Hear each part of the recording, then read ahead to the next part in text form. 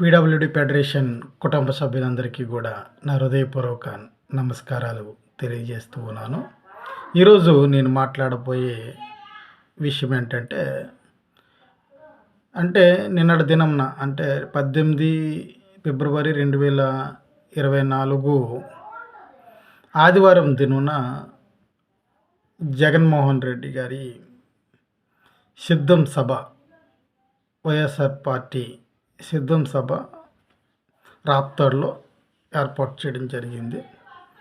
చాలా వరకు రాష్ట్రంలో ఉన్న అన్ని వర్గాల వారు జగన్మోహన్ రెడ్డి గారు మేనిఫెస్టోని ప్రకటించి కొద్దిగా అందరికీ కూడా ఇంకా ఉత్సాహం తీసుకొని వస్తారేమో అనిపించింది.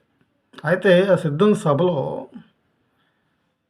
జనాభాను చూసిన తర్వాత ఆయన యొక్క మనసు ఉప్పొంగినట్లుగా కనబడుతుంది. ఆయన ఆ జనాన్ని చూసి ఉప్పొంగిపోయారే తప్ప ఆ యొక్క మాటల్లో పస అనేది కనబడట్లేదు, నా ఉద్దేశం ప్రకారంగా.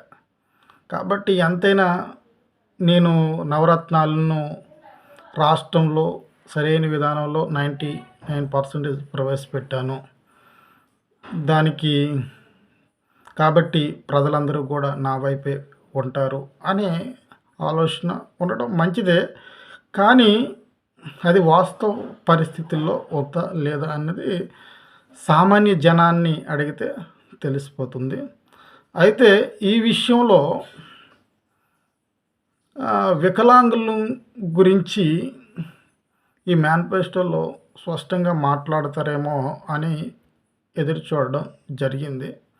అయితే అవ్వాతాతలకు పెన్షన్లు 3,000 వరకు పెంచుతానని నేను చెప్పిన మాటే చేశాను. కాబట్టి నేను మాట ఇస్తే తప్పనిసరిగా చేస్తాను అనే మంచి ఉత్తేజపూర్వమైన విషయాలు తెలియజేయడం జరిగింది. అయితే వికలాంగుల విషయంలో ఆయన కొద్దిగా ఆ వీడియో ఆ యొక్క సభలో జగన్మోహన్ రెడ్డి గారు మాట్లాడే విషయాలన్నిటిలో వికలాంగులకి కూడా పెన్షన్ పెంచేది నేనే అనే ఉద్దేశాన్ని తెలియజేశారు. కానీ ఈ సభలో అందరం ఆశించేది ఏంటంటే పరిపూర్ణమైన మేనిఫెస్టో విడుదల చేస్తారేమో అని ఆలోచన చేయడం జరిగింది. అయితే కొన్ని మీడియా ఛానల్స్, కొన్ని సోషల్ మీడియా ఛానల్స్ అనేక విధాలుగా తప్పుడు సమాచారాన్ని ప్రకటిస్తూ ఉన్నారు. వికలాంగులకి 6,000 రూపాయలు పెన్షన్ పెంచడానికి జగన్ మేనిఫెస్టోలో పొందుపరుస్తారు కాబట్టి అనేసి తప్పుడు ప్రసారాలని మనం ఇష్టపడకూడదు. ఎందుకంటే మనకి స్పష్టత కావాలి. జగన్మోహన్ రెడ్డి గారు నిజంగా వారి యొక్క మేనిఫెస్టోలో వికలాంగులకు 6,000 రూపాయలు పెంచుతానని మేనిఫెస్టోలో పెట్టారా? మనము పెన్షన్ ఒక్కటే వారి యొక్క మేనిఫెస్టోలో పెట్టాలని మనం అడగలేదు. మనం 15 డిమాండ్లు పీడబ్ల్యూడీ ఫెడరేషన్ నుంచి ఆ కార్యవర్గం 15 డిమాండ్లను నిర్ణయించింది. 15 డిమాండ్లు కూడా ఎన్ని డిమాండ్లు ఈ యొక్క వైఎస్ఆర్సీపీ పార్టీ మేనిఫెస్టోలో పెడతారు అని మనం వేసి చూస్తున్నాం. ఒక పెన్షన్ పెంపుతో పని అయిపోయేది కాదు. ఆర్టీసీ బస్సుల్లో అన్ని రకాల ఆర్టీసీ బస్సుల్లో ఉచిత ప్రయాణం కల్పించబడాలి. మహిళలకు ఉచిత ప్రయాణం కల్పించడానికి జగన్మోహన్ రెడ్డి గారు అనేక విధాలుగా చర్చలు జరుపుతున్నారు. అయితే ఎంత బడ్జెట్ ఈ యొక్క మహిళలకు ఉచిత బస్సు ప్రయాణం కల్పిస్తే ఎంత బడ్జెట్, అదే వికలాంగులకి కూడా ఉచిత బస్సు ప్రయాణం అన్ని బస్సుల్లో కల్పించే దిశగా ఆంధ్రప్రదేశ్ ముందడుగులు వేస్తే బాగుండేను. అట్లాగే మనం కోరుకుంటున్నాం మనకి ఒక మంత్రిత్వ శాఖని ఏర్పాటు చేయమని. మంత్రిత్వ శాఖని ఏర్పాటు చేసి దానికి 10% నిధులను కేటాయించమని. ఆ కేటాయించమనే నిధులు విషయం పైన ఆయన ఏమి ఆలోచించినట్లుగా కనబడుతుంది. అట్లాగే మనకి బ్యాక్లాగ్ పోస్టులు విడుదల చేయాలి. అట్లాగే అన్ని డిపార్ట్మెంట్ల్లో ఉద్యోగ నోటిఫికేషన్లు వస్తే ఉద్యోగ నోటిఫికేషన్లో ప్రతి డిపార్ట్మెంట్లో కూడా 2016 చట్టం ప్రకారంగా ఇప్పుడు ఆంధ్రప్రదేశ్ రాష్ట్ర ప్రభుత్వం 5% రిజర్వేషన్ కల్పిస్తున్నామని చెప్పారు. 5%కి సంబంధించిన రిజర్వేషన్ కల్పన విషయంపై మేము శ్రద్ధ చూపుతున్నాం. కాబట్టి ఈ మొన్న నోటిఫికేషన్ విడుదలైంది డిఎస్సి నోటిఫికేషన్లో 6,100 పోస్టులు భర్తీ చేయడానికి సిద్ధపడ్డారు. అయితే వికలాంగులైన వారికి అందులో ఎన్ని పోస్టులు వస్తాయి? సుమారు 305 పోస్టులు మనకి వికలాంగులకే వస్తాయి. వికలాంగులకు వస్తే ఆ 305 పోస్టులు కూడా ఈ నోటిఫికేషన్లో భర్తీ చేసే అవకాశం ఉందో లేదో తెలియదు, కానీ కొద్దిగా మిగిలిపోయే అవకాశం ఉంది. అవన్నీ కూడా బ్యాక్లాగ్లో ఉండిపోతాయి. బ్యాక్లాగ్లో ఉండిపోయిన పోస్టులు మళ్ళీ నెక్స్ట్ ఏదైతే డిఎస్సి నోటిఫికేషన్ దాంట్లో కలుపుతూ ఆ యొక్క పోస్టులను పెంచే దిశగా వెళ్ళాలి. కానీ అలా చేయని పరిస్థితులు కూడా కనబడతాయి. కాబట్టి ఈ యొక్క డిఎస్సి నోటిఫికేషన్లో వికలాంగులకు 305 పోస్టులు కంపల్సరీగా తీసే దిశగా ఆంధ్రప్రదేశ్ ముందడుగులు వేయవలసిన అవసరం ఉంది. ఈ విషయం పైన కూడా బ్యాక్లాగ్ పోస్టులు భర్తీ చేస్తాము అనే ఏ విషయాలు కూడా జగన్మోహన్ రెడ్డి గారి మేనిఫెస్టోలో కనబడేటట్లుగా కనబడలేదు. అట్లాగే మనం అడుగుతున్నాం, వికలాంగులు 25 సంవత్సరాలు దాటిన వికలాంగులకు పెళ్ళి కాకుండా ఉంటారు. వాళ్ళందరూ కొంతమంది చాలా ఇబ్బందులు పడుతూ ఉంటారు. వీళ్ళందరికీ కూడా ప్రత్యేకమైన కుటుంబాలతో సంబంధం లేకుండా ప్రత్యేకమైన రేషన్ కార్డులు ఇస్తే వాళ్ళకి 35 కేజీలతో కూడిన అంత్యోదయ రేషన్ కార్డు ఇవ్వడం ద్వారా, అట్లాగే వాళ్ళకి ఒక వికలాంగులు జీవించడానికి సౌకర్యవంతమైన గృహ నిర్మాణం సంబంధించిన 3 సెంట్లు భూమి ఇవ్వమని మనం అడుగుతున్నాం. ఆ 3 సెంట్లు భూమి ఇవ్వడానికి వాళ్ళు ఏ విధమైన మేనిఫెస్టోలో ప్రయత్నాలు చేయలేదు. అట్లాగే ఆ యొక్క స్థలం ఇవ్వడమే కాకుండా దాన్ని నిర్మాణం చేసే దిశగా ప్రభుత్వం ముందడుగులు వేయాలని మనం కోరుకుంటున్నాం. దానిపైన కూడా ఒక స్పష్టమైన సమాచారం అనేది వైఎస్ఆర్సీపీ మేనిఫెస్టో నుంచి మనకు అందట్లేదు. అట్లాగే మనము మన యొక్క వికలాంగుల యొక్క అభివృద్ధి చాలా ముఖ్యమైనది. ఈ అభివృద్ధికి సంబంధించి ఈ యొక్క పెన్షన్ ఇస్తున్నారు. పెన్షన్ వల్ల మనము ఏదో కొద్దిపాటిగా మనము దాంతో జీవించగలుగుతున్నాం. మనకి కొద్దిగా సపోర్ట్గా నిలుస్తుంది. అయితే మనం స్వశక్తిగా ఒక ఇండస్ట్రియలిస్టులుగా కానీ లేకపోతే పారిశ్రామికవేత్తలుగా కానీ మనం మారాలంటే, వ్యాపారవేత్తలుగా మారాలంటే మనకి రుణ సదుపాయం అనేది కల్పించమని మనం అడుగుతున్నాం.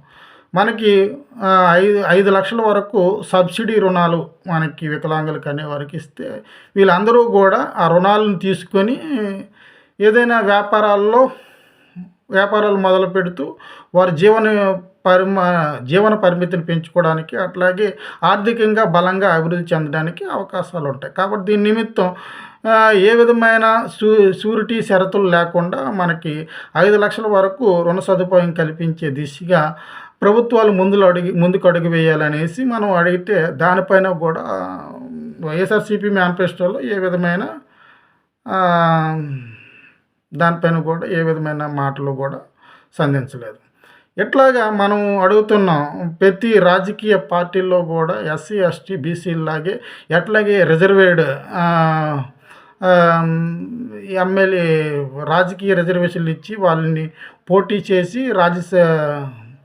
లోక్సభలో కానీ శాసనసభలో కానీ వారిని నిలబెట్టడం ద్వారా ఆ యొక్క జాతులకి ఆ యొక్క వర్గాలకి న్యాయం జరిగేటట్లుగా ఉన్నది. అట్లాగే మనం అదే దిశగా ఎస్సీ ఎస్టీలు బీసీలకి ఎట్లాగైతే రిజర్వేషన్ కల్పిస్తున్నారో వికలాంగులకి కూడా ప్రత్యేకమైన సీట్లని కేటాయించి ఆ సీట్లలో వారిని నిలబెట్టి వారిని గెలిపించి వారిని రాజ్యసభ లేకపోతే శాసనసభ లేకపోతే లోక్సభలో కూర్చోబెట్టే దిశగా అడుగులు వేస్తే వికలాంగుల యొక్క జీవితాల గురించి కూడా వారు లోక్సభలో కానీ శాసనసభలో కానీ రాజ్యసభలో కానీ మాట్లాడడానికి అవకాశాలు ఉంటాయి. అది కూడా వైఎస్ఆర్సీపీ మేనిఫెస్టోలో లేని విధానంలోనే కనబడుతుంది. అట్లాగే మనము అడుగుతున్నాం, నామినేటెడ్ పోస్టులు చాలా ఉంటాయి. నామినేటెడ్ పోస్టుల్లో కూడా వికలాంగులకు ప్రాధాన్యత ఇస్తే బాగుంటుంది. ఒక 5% ప్రాధాన్యత ఇస్తే వాళ్ళు కూడా వారి యొక్క సమస్యలను, వారి యొక్క డిమాండ్లను ప్రభుత్వం దృష్టికి నేరుగా తీసుకెళ్ళడానికి అవకాశాలు ఉంటాయి. ఈ విషయాలపైన కూడా ఏ విధమైన స్పందన లేదు. అట్లాగే చాలా విషయాలు వికలాంగుల గురించి మనం మాట్లాడుతున్నాం. ఈ యొక్క డిమాండ్లన్నింటినీ కూడా ఒక పథకంగా తయారు చేసి ప్రతి రాజకీయ పార్టీ మేనిఫెస్టోలో పెట్టాలనేదే మన ప్రధాన ఎజెండా. దాన్ని కొనసాగించే దిశగా వైఎస్ఆర్సీపీ రాప్తాడు సిద్ధం సభలో కేవలం పెన్షన్ పెంపు విషయం పైన దృష్టి పెడుతున్నాం. ఎంత అనేది ఎవరికి కూడా చెప్పలేదు. కాబట్టి ఇప్పటికైనా రాష్ట్ర ప్రభుత్వం పోయేదేమీ లేదు. మీరు ఇంకా మేనిఫెస్టో ప్రకటించడానికి మేనిఫెస్టో కమిటీ ఇంకా సిద్ధపడుతుంది. కాబట్టి మీరు మా యొక్క వికలాంగుల యొక్క డిమాండ్లు అంటే పీడబ్ల్యూడీ ఫెడరేషన్ వికలాంగుల యొక్క డిమాండ్లో మొదటిదిగా మనకి ఈ వికలాంగులకు 7,000 రూపాయలు పెన్షన్ పెంచితే వారి యొక్క జీవిత పరిమితికి జీవితంలో చక్కగా సుఖంగా జీవించడానికి అది సరిపోతుందని నిర్ణయించడం జరిగింది. దానిపైన మీ స్పందన ఎట్లా ఉంటుందో దాన్ని తెలియజేస్తే బాగుంటుంది.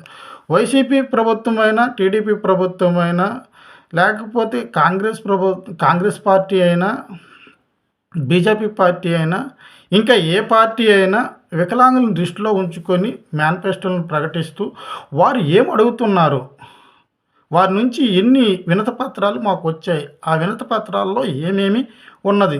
లోకేష్ గారు శంకారావం సభల్లో కూడా వికలాంగులు చాలా వినతి పత్రాలు ప్రతి